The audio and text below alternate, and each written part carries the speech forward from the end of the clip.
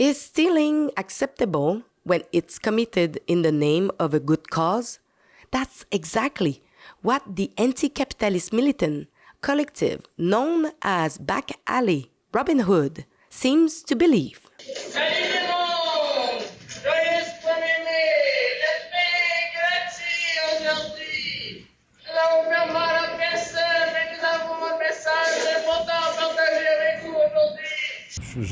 Je pense que c'est évidemment une chose qui ne doit pas se faire.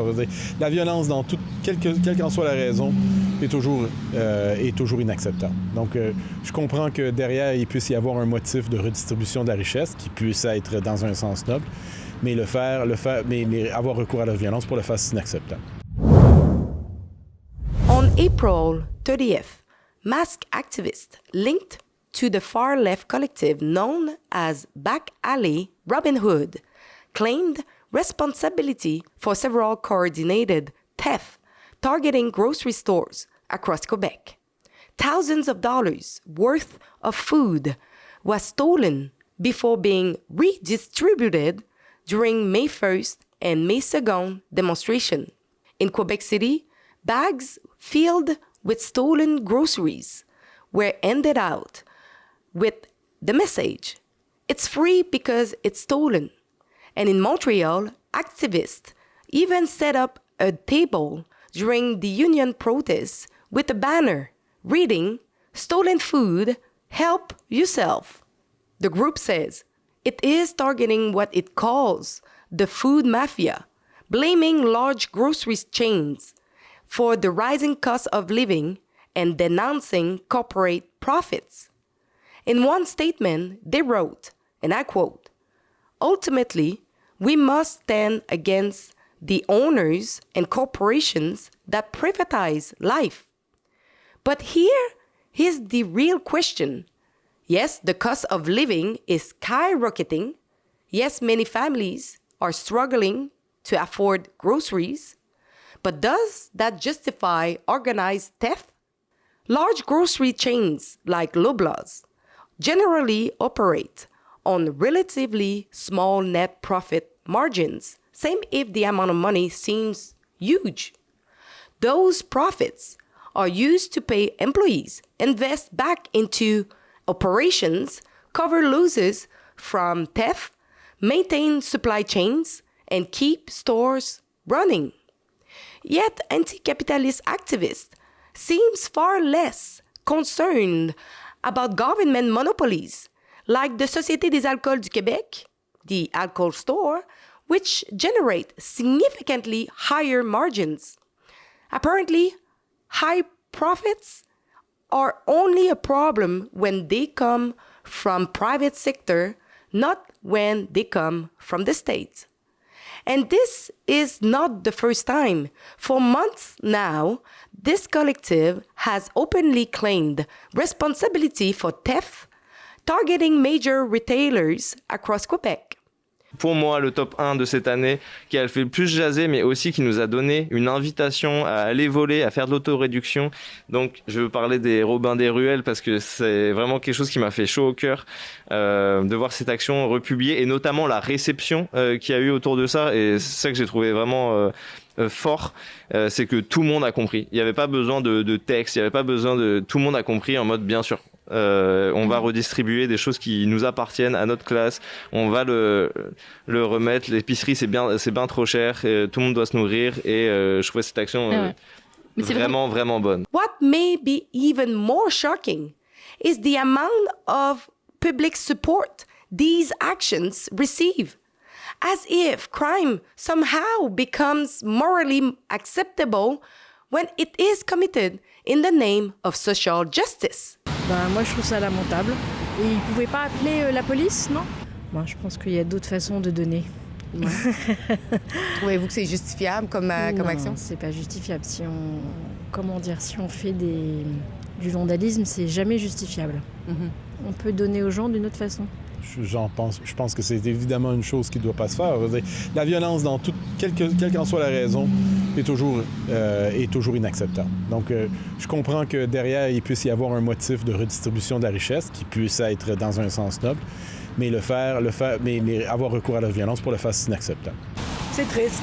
C'est vraiment dommage. Eux, dans leur intention, c'était de le redonner dans la rue. Qu'est-ce que vous pensez de ça? OK, c'est les voleurs Robin des Bois. Ben, je suis pas sûre que c'est la meilleure stratégie, là, parce qu'ils viennent voler un commerce qui est un pauvre commerçant qui essaye de faire sa job pour donner. Je comprends le principe, mais je suis pas sûre que c'est la meilleure stratégie. Mais en même temps, je pense que ça montre la problématique de la pauvreté qui est vraiment grandissante et qu'il va falloir qu'on s'y attarde de façon plus importante, je pense. Je pense pas que ce soit la bonne cible, forcément. Il y a peut-être des actions à faire, mais oui, peut-être pas viser les commerces locaux. De ce que j'ai lu, il y avait peut-être d'autres motivations sur les caisses électroniques ou des trucs comme ça. Je sais pas bien, je suis pas complètement au courant de toute l'affaire. Mais oui, je pense qu'ils avaient d'autres motivations pour cibler ce commerce et que c'était pas juste une opération de redistribution des richesses. We have seen this phenomenon before. After the murder of the United Healthcare CEO Brian Thompson in New York in December 2024, some activists openly celebrated the murderer and portrayed him as a kind of popular hero, as if social anger could somehow justify violence. And that is the real danger.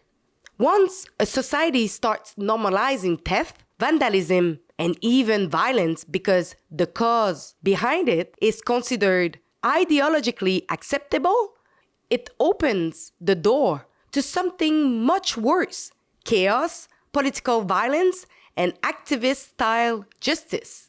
The group's slogan, "Hunger justifies the means," directly echoes the old revolutionary idea that the end justifies the means.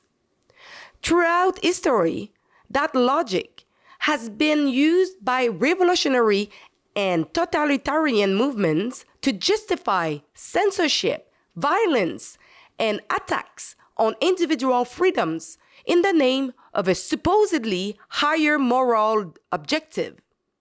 The activists claim they only target large corporations, but recently, they also targeted a small Montreal bakery, Mamie Clafouti, on Saint Denis streets.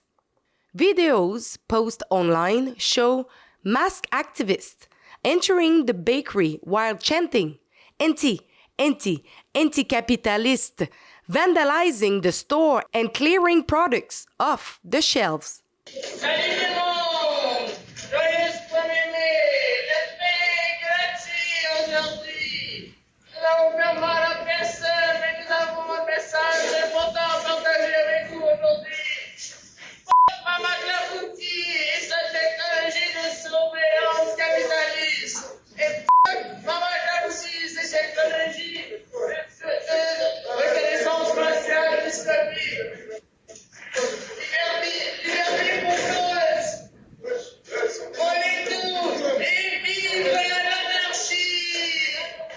Their justification?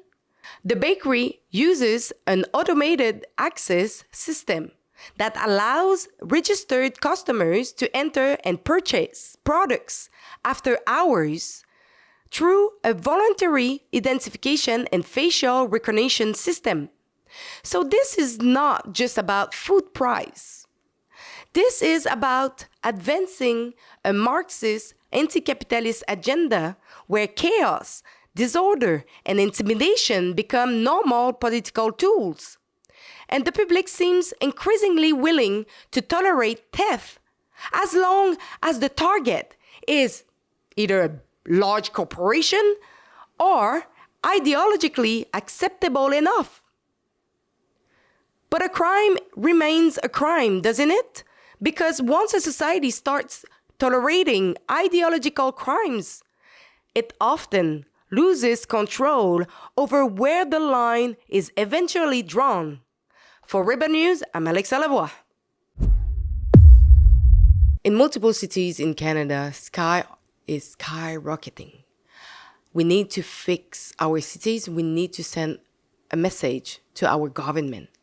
At Urban News, we have a website at fixourcities.com. Sign the petition, make your voice heard, and don't forget to let a comment and to subscribe to our YouTube channel.